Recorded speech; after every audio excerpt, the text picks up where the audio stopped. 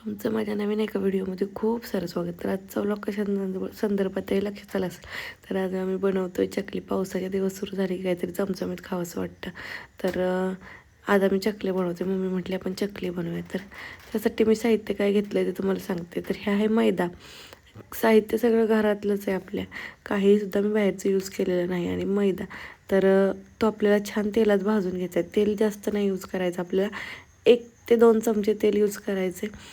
तर आता फक्त मैद्याच्या बनवते का असं नाही. तर आता आपण पहिल्यांदा मैदा भाजून घेऊया. मग परत पुढं काय काय लागते मी साहित्य सांगतेच आहे तुम्हाला. तर मैदा छान भाजून घ्यायचा. छान भाजून घ्यायचा म्हणजे थोडासा त्याचा कलर बदलून द्यायचा. अगदी जास्त पण आपल्याला लाल वगैरे करायचा नाही. नॉर्मल जो व्हाईट असतो तो जरा ब्राउनिश दिसायला लागला की तो आपला तयार झालेला असतो भाजून. आणि भाजायचा का म्हणून तर एक क्रिस्पीपणा येतो चकलीला म्हणून. तर बघा हा भाजते मी. आता त्याचा कलर चेंज व्हायला लागला आहे. तर तुम्ही बघू शकता नॉर्मली छान कलर चेंज झाले. तर त्यात गाठी वगैरे होतात नॉर्मली. तर त्या पण आहे ना नंतरनं थंड करायला काढून घेतला नाही का प्लेटमध्ये किंवा परात वगैरे की मग त्या गाठी वगैरे हळूहळू फोडून घ्यायची. तर तुम्ही बघा कलर चेंज झाला आहे ना त्याचा. तर चला आता आपण आहे ना हा छान एका परातीत काढून घेऊया म्हणजे लवकर थंड होईल. कारण आधीच आम्ही हा चकलीचा घाट उशिरानं घातला आहे. तर संध्याकाळ पण होणार आहे आम्हाला खूप. आता वाजले 8:30 पावणे 9. होतात स्पीडनं फक्त तळायला जरा वेळ जातो त्याच्यासाठी. तर मी हे काढून घेतलं आहे.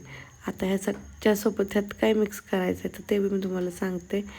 तर ह्यात आपण आहे ना आपलं घरचं जे भाकरीचं पीठ असतं ज्वारीचं ते सगळ्यांकडे अवेलेबल असतं ना. तर ते घ्यायचं आहे. तर आहे ना मी ते किती पीठ घेतले तर 4 वाट्या घेतले. ज्या वाटीनं मी मैदा 1 वाटी घेतला आहे ना त्या वाटीनंच मी 4 वाटी ज्वारीचं पीठ घेतलं आहे. आणि ते चाळून वगैरे घेतले. ते मम्मी चाळते आमचं पीठ. आणि मग यांना काय करायचं माहिती आहे का, हे झाल्यानंतर ना मैदा थंड झाला की त्यातल्या गाठी वगैरे काढून घेऊन आहे ना मैदा पण आपल्याला चाळायचा आहे परत. का माहिती आहे का, कारण की त्यात एखादी गाठ वगैरे राहिली ना तर मग चकली आपली व्यवस्थित होत नाही. जे की आपली शेवगा असतो त्यात अडकते. त्याच्यामुळं मग बघा आता ह्या मी गाठी सगळे फोडून घेतले ते. आणि आता ह्यात आहे ना मी हे टाकून घेणार आहे म्हणजे आधी हे मस्तपैकी चाळून घेतलं मम्मीनं. ते बघा ते सगळं चाळून घेणार आहे. आणि त्यानंतरनं मी एकत्रच करणार आहे सगळं पीठ आधी मिक्स घेतलं. कारण काय चाळल्यानंतर कसं सेपरेट करायचं म्हटलं एकदम छान प्रत्येक वेळेस आपल्याला सेम गाठी वगैरे होत नाही.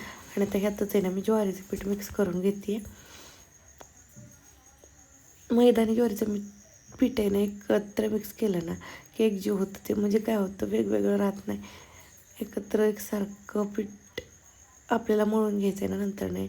मग ते एकसारखं मळता यावं त्यासाठी एकत्र करून घ्यायचं. आणि आता साहित्य काय लागणार ते तुम्ही बघा. काय लागणार तीळ, हळद, मीठ, ओवा आणि आपला जो घरचा बुकना असतो ना चटणीचा तो घेतला आहे. तुम्हाला अंदाजानं घ्यायचं किती तिखट हवं आहे ते. तर मी हा साधारणतः अर्धी पळी घेतला आहे. आणि डबल टिबल भांडी भरवायची नाहीत. एकत्रच सगळं करायचं आहे आपल्याला. त्याच्यामुळं मी असे मसाले घेतलेत. वेगवेगळ्या डिशमध्ये किंवा वेगवेगळ्या वाटीत घेत बसली नाही. कारण आता रात्र झाली खूप आणि एवढी भांडी तर काय घासणं पॉसिबल नाही. त्यामुळं आता मी आहे ना हे सगळं एकत्र मिक्स करून घेणार आहे पिठात. तुम्ही बघा कारण की काय ना आपलं हे पीठ कसं आहे माहिती आहे का, जेवढं लागेल ना तेवढंच मळून थोडं थोडं घ्यायचं आहे. आणि एकदम जर आपण मळलं तर काय होतं माहिती आहे का, चकली व्यवस्थित बनत नाही. मग त्यासाठी बघा प्रोसेस पुढं कशी कशी चालली आहे ती. तर बघा हे सगळं मी व्यवस्थित मिक्स करते. तर आमच्या मम्मीचं मध्ये चुलात नाही हलवायचं चाललेलं असते. ती मला लय हेल्प करते कामात. त्याच्यामुळे ना आमच्या दोघींचा काहीतरी सारखा कारभार सुरू असतो.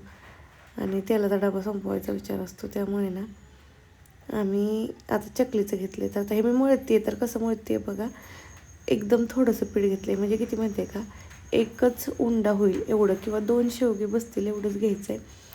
तर आता हे पीठ घेतलं आहे त्यात थोडं थोडं पाणी ॲड करायचं आहे. आता पाणी कसलं ॲड करायचं तर थंडच पाणी आपलं रेग्युलर यूजचं करायचं आहे. जास्त थंड म्हणजे फ्रीजमधलं वगैरे नाही. आणि नॉर्मल आपलं असतं रूम टेम्परेचरचं ते पाणी घ्यायचं आहे.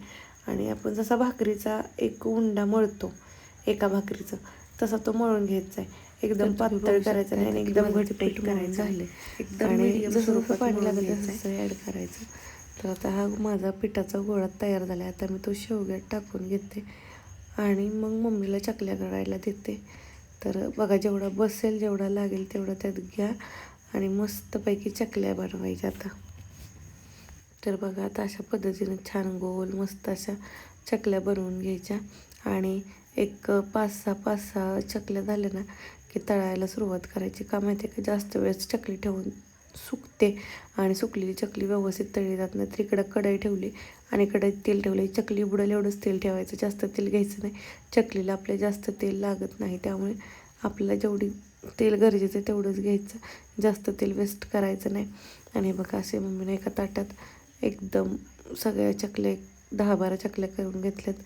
आता त्यात थोड्या थोड्या तेलात सोडायच्या आणि मस्तपैकी तळून घ्यायच्या.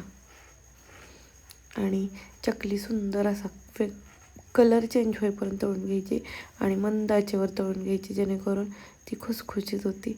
आणि ही चकली खायला पण खूप छान लागते, टेस्टी, आणि दिसते पण बघा किती टेस्टी. मग अशा पद्धतीने तुम्ही पण घरी करून बघा, खरंच खूप छान होती चकली. आणि कमीत कमी सामानात होणारी गोष्ट ही, की ज्या गोष्टी तुमच्या घरात अवेलेबल असतात नेहमीच, त्याच गोष्टींपासून आपल्याला बनवायचे. तर बघा आता चकलीचा कलर किती चेंज झाला आहे. हा असा कलर आला का नाही एकदम ब्राऊन, डार्क ब्राऊन, की मग त्या चकल्या आपण एका प्लेटमध्ये काढून घ्यायच्या आणि थोड्याशा थंड झाले की मग खायला घ्यायच्या. तर बघा अशा पद्धतीने आमच्या चकल्या झाल्या तेवढ्या प्लेट भरून. तर तुम्हाला आजचा आपल्या चकलीची रेसिपी कशी वाटली आणि आजचा व्लॉग कसा वाटला हे कमेंट करून सांगायला विसरू नका. आपले चॅनल